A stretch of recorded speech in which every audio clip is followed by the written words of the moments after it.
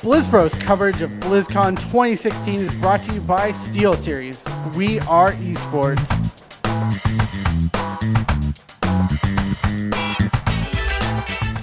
Hi everybody, Nineball and Leviathan here with your continued coverage of BlizzCon 2016 brought to you by SteelSeries.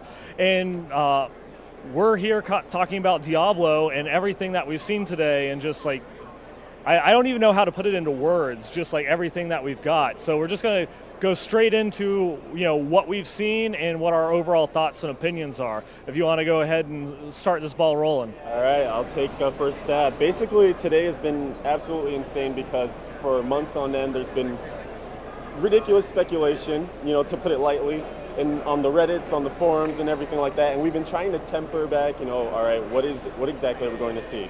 And everything that we thought we would see got blown out of the water. There was no way that we really saw the Necromancer coming back, which is kind of hilarious, by the way, that they revived the Necromancer. I see what you did there. Right? Yeah. Right? I don't know. For me, I think it means something even more significant to you because you were a huge Diablo 2 Necromancer fan. I mean, it probably took me, I want to say like 7 years before I played a different class other than the Necromancer. So this for me is just like a dream come true. And how do you feel they hit it? Did they get the mark right, or does the aesthetics feel good? Or? Oh, I mean, just when they went through and the little cinematic that they did to go and preview the Necromancer, they nailed it there. I mean, they had the armor set, like the clawed gauntlets, the skull on the shoulder, everything. And then as we found out, it's very, very early in development. They haven't even fully fleshed out all the core skills yet, but they wanted to go through and show we know what makes a Necromancer. So we've got Bone Spear, Corpse Explosion, Summon Skeletons. It's like they've got those core mechanics down that even though we don't have a lot of options to change things in the demo that we've seen so far, the few talents that they've picked out and have shown us, that nails the mark already. They could probably give us that and appease the majority of people that want a Necromancer in Diablo 3. They'd be good to go. I mean, even just now, we just got done with the panel that they had at 5, and we saw a couple of new skills that we can't even play with yet. Blood Golem and then Army of the Dead. Army of the Dead looks so sick. I can't wait to get my hands on that one. That was just one of those ones, if you haven't caught the panel itself, it's just the way that they were leading into it. So we have this new skill, this concept, Army of the Dead.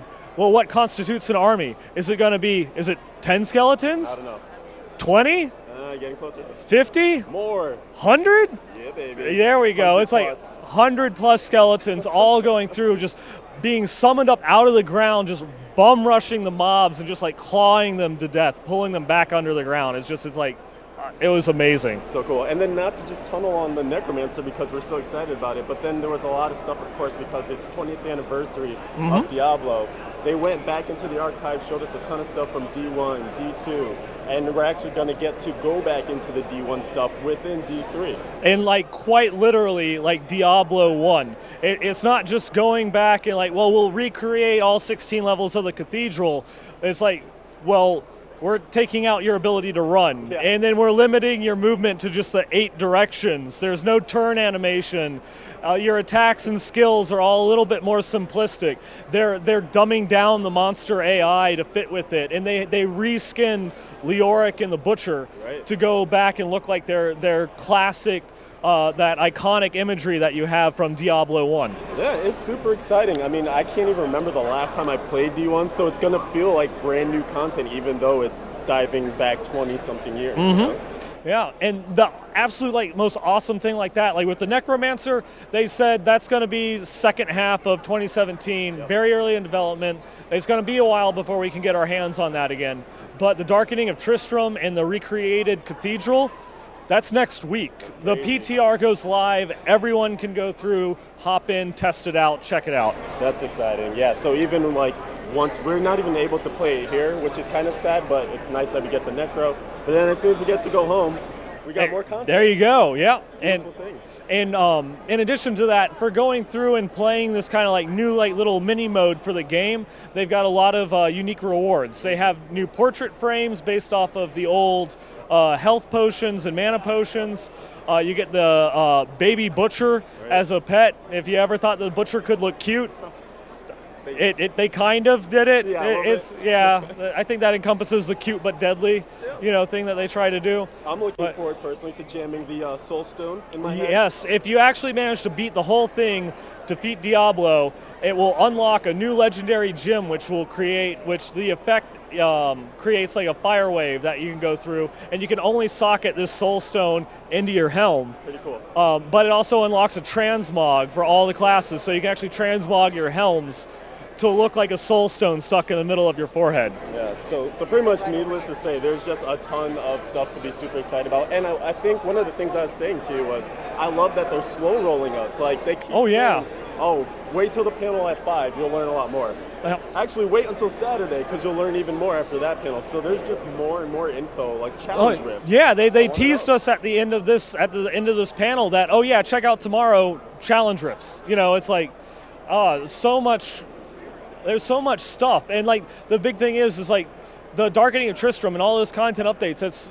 That's 2.4.3, not even 2.5. So there's more in store in the armory. Yeah, the armory feature. Yeah. How can we forget? If you watch our show, the Westmarch Workshop, you know that we will constantly complain about having to go through and like going from I'm playing solo, pushing greater rifts to all of a sudden Steven wants to hop in a game, Lala wants to hop in a game, and then let's go and do some bounties. Well, you have to change up your gear, you have to completely change your skills, what legendary gems you have equipped. Right. They're making it easier now. Right, yeah, so now you'll have 5 loadouts where it saves your skills, your passives, your gems, and it's actually a smart system because even if let's say you save a loadout, first week of the season, you come back to that loadout 5 weeks later, you have better gems, you have better legendary gems, it'll automatically pull that into your setup. So I think it's really cool that not only did they supply us with the feature we've all been asking for, but they also, again, found ways to make it even better than we thought it could be. Yep, and it's you have these 5 armory slots per character, so you can have up to 5 different skill sets, 5 different gear loadouts, legendary gem setups for every single one of your characters. So you can have a speedrun build, like a bounty farming build, GR build. You can go through. It's like, well, I've got a DPS and a support spec. I've got my one for solo pushes. I've got my one where I'm playing DPS for group pushes. Then I have my support one for when I need to go through and kind of buff up the group. And it's just like it's exactly what one of the biggest things that the community has been asking for in the last year or so, because they've given us almost everything else that we've asked. Even stuff like last year when we got Kanai's Cube, which we didn't even know that we wanted. Yeah. So I think it's pretty safe to say we could go on forever, but I'm sure these guys want to do other fun stuff here at BlizzCon. So maybe some closing thoughts. What's the one thing you're looking forward to the most? Well, I think one of the other things that we were kind of expecting from this was it's going to be a big celebration about everything Diablo. This panel that they went and showed off just recently, even though they showed a lot of the new features coming out, they talked about the history of Diablo, and they even brought in Bill Roper and Dave Breverick, some of the original designers of the Diablo that they're no longer part of Blizzard, but they came back to help record this video because they're so excited about this big milestone for the game in the franchise, and it's something that's very near and dear to the hearts of Blizzard. Mike Morheim was in there talking about it and everything, and shortly after we record this, it's going to be the 20th anniversary party, which is open to anyone that's in the area. You don't have to have a BlizzCon ticket, but it's going to be going out here. You can already see they're setting up the stage and everything. They'll have live music, food trucks, specialty craft beers to commemorate the occasion. That's what I'm looking forward to, is going through and seeing this lovingly crafted celebration of everything Diablo. Right on. I echo those sentiments. I'm personally looking forward to season 13 when it's just 4-player parties of all necros. Everyone's just summoning ridiculous amounts of skeletons. I don't know. It's going to change everything. I think this actually shows that they're willing to shuck off what we think we know when it comes to how they roll out their games. This could have been an expansion, and I think we're kind of putting to bed that they don't need to do it that way anymore. They're creating potential new ways to monetize Diablo, and it's an exciting time. Oh yeah, it's definitely a paradigm shift, and it's one of those things that, I guess we didn't mention, but the Necromancer will be a paid character pack when it comes out, so they don't have a fee or anything like that, but it'll be the Necromancers, it'll be character slots, stash tabs, it's going to be a big meaty purchase that they'll go and give to you. But this means that it can, if that is successful, who knows what the future might hold. That we can see tons and tons of more updates and content added into Diablo without having to wait for them to fully flesh out a new expansion. Did someone say Druid? No? Huh? What? What? What? Who? What? Well, all right. Thank you guys so much for sticking with BlizzPro and all our coverage coming from BlizzCon. Again, brought to you in part by SteelSeries. And we hope to be bringing you more news as the weeks and all sorts of information comes out. Yeah. On behalf of both of us, Leviathan and Nineball. We'll be seeing you. BlizzPro's coverage of BlizzCon 2016 is brought to you by SteelSeries. We are esports.